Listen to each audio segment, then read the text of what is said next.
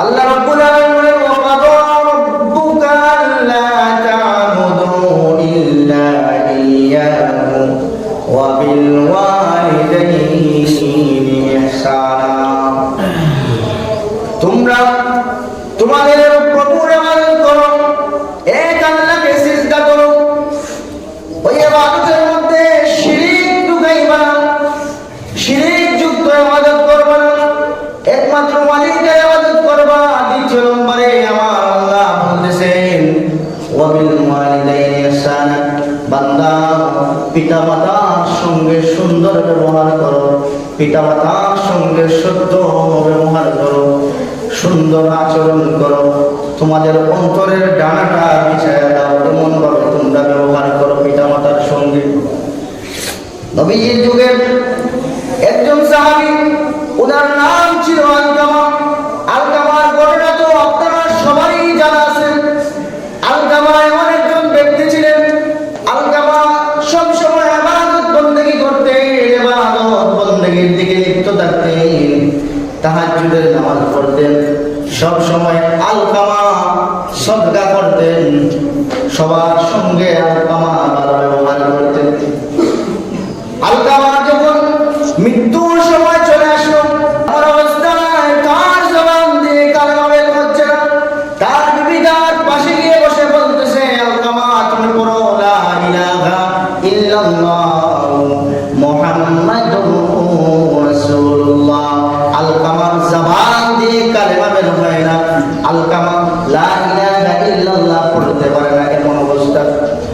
ওই আলকামার বিবি নবীজির কাছে দৌড়াইয়া গেলেন, গিয়ে বললেন ইয়া রাসূলুল্লাহ ইয়া হাবিবাল্লাহ, আমার নবীজি আপনার আলকামা মৃত্যুর অবস্থায় শহীদ আছে, কিন্তু তার জবান দিয়ে কালেমা বের হচ্ছে না। ইয়া রাসূলুল্লাহ ইয়া হাবিবাল্লাহ, ওগো নবীজি আলকামাকে কি করা যায়?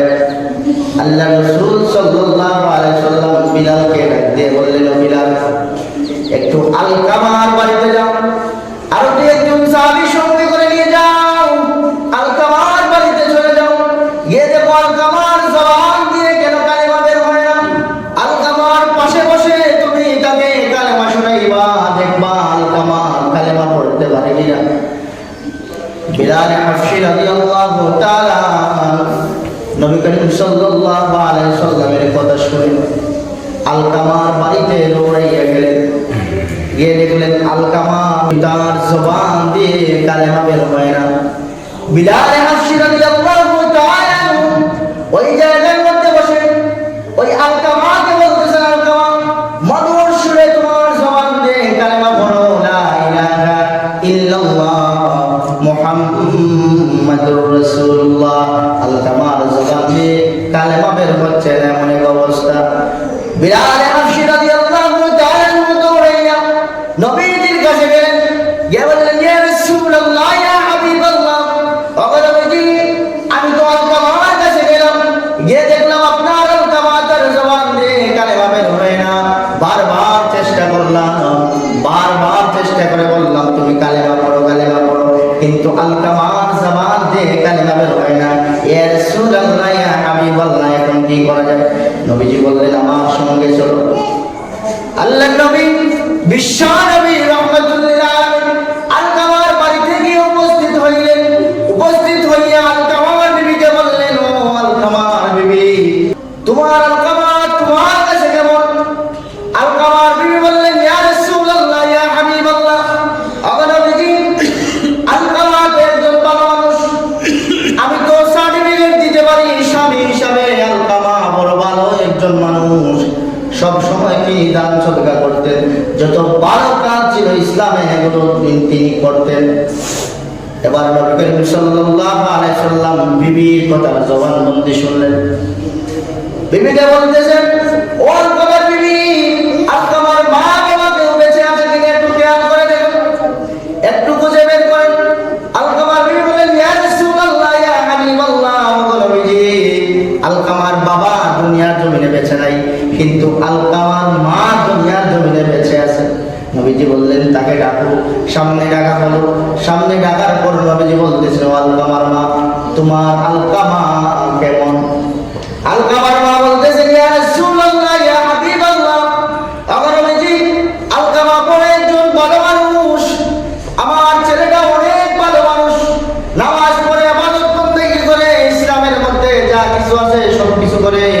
করিম সাল্লাল্লাহু আলাইহি সাল্লাম আলকামার মাকে বললেন, ও আলকামার মা, তোমার আলকামা তোমার কাছে কেমন? এই কথা বলার পরে নবীজির সাহাবীর মা মুখটা ফিরে গেলেন। এতক্ষণ মুখটা ছিল সামনের দিকে, এরপরে মুখটা একটু পিছন দিকে ফিরে গেলেন, আর চোখ দিয়ে পানি পড়তেছে। নবী করিম সাল্লাল্লাহু আলাইহি সাল্লাম বুঝে গেছেন, বলতেছেন, ও আলকামার মা, তোমার আলকামাটা তোমার কাছে কেমন? এমন অবস্থায় নবীজির সাহাবীর মা বলতেছেন, ইয়া রাসূলুল্লাহ, ইয়া হাবিবাল্লাহ, আমার ছেলেটা আমার কাছে ভালো নেই, কারণ সে সব সময় তার বিবির কথায় চলতো, তার বিবি যেইভাবে বলতো এইভাবে চলতো, আমাকে প্রাধান্য দিত না, তার বিবিকে সব সময় প্রাধান্য দিত। আমি মাকে অনেক কষ্ট দিয়েছে, আমি মার কথা শুনতে তার ভালো লাগতো না, আমি যেই কথা বলতাম আমার কথা অমান্য করতো, তার বিবির কথা সব সময় সে শুনতো। নবী করিম সাল্লাল্লাহু আলাইহি সাল্লাম বলেন, ও আলকামার মা, তুমি তোমার আলকামাকে ক্ষমা করে দাও, কারণ মৃত্যুর অবস্থায় আছে, কখন মারা যাবে কোন স্টেশন নাই, কিন্তু তার জবান দিয়ে কালেমা বের হচ্ছে না, এমন একটা অবস্থা, তুমি তোমার ছেলেটাকে মাফ করে দাও। আলকামার মা বলতেছেন, ইয়া রাসূলুল্লাহ, ইয়া হাবিবাল্লাহ, নবীজি, আমি তো মাফ করে দিতে পারবো না, কারণ সে আমার সাথে অন্যায় করেছে, আমার সাথে অবিচার করেছে, আমাকে কষ্ট দিয়েছে। নবী করিম সাল্লাল্লাহু আলাইহি সাল্লাম বললেন, বিলাল, লাকড়ির ব্যবস্থা করো, সাহাবায়ে কেরামদেরকে বলো কাঠের যেন তারা ব্যবস্থা করে লাকড়ির ব্যবস্থা করো, যেহেতু আলকামার মা আলকামাকে মাফ করে দিবে না, আলকামা মারা যাওয়ার পরে জাহান্নামের আগুনে জ্বলবে, জাহান্নামের আগুনে জ্বলার প্রয়োজন নাই, তাকে দুনিয়ার আগুন দিয়ে জ্বালায় দেয়, লাকড়ির ব্যবস্থা করো। এমন সময় আলকামার মা বলতেছেন, ইয়া রাসূলুল্লাহ, ইয়া হাবিবাল্লাহ, আমার নবীজি আলকামাকে আগুন দিয়ে কেন জ্বালাবেন? নবী করিম সাল্লাল্লাহু আলাইহি সাল্লাম বলতেছেন, ও আলকামার মা, তুমি তো তোমার ছেলেকে মাফ করে দিতেছো না, তোমার ছেলেটা মারা যাওয়ার পরে জাহান্নামের আগুনে জ্বলবে, বরঞ্চ তাকে দুনিয়ার জন্য আমি জ্বালায়া দেই। আলকামার মা তো মাই চিৎকার দিয়ে বলতেছেন, ইয়া রাসূলুল্লাহ, ইয়া হাবিবাল্লাহ, আমার নবীজি